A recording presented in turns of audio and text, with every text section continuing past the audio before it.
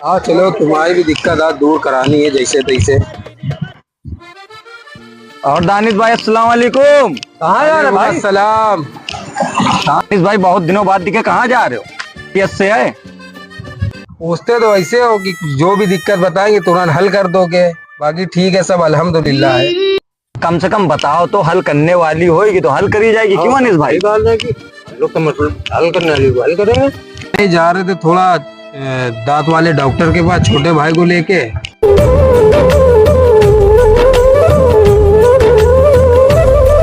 खैरियत तो है, डॉक्टर के यहाँ काहे के लिए?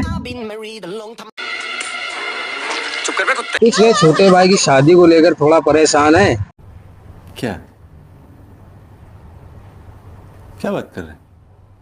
जब भी लड़की वाले आते हैं तो छोटे भाई को जब दिखाते तो बोलते हैं कि हमें लड़की का घर बसाना है, गिराना नहीं है। बात तो सही है दानिश भाई।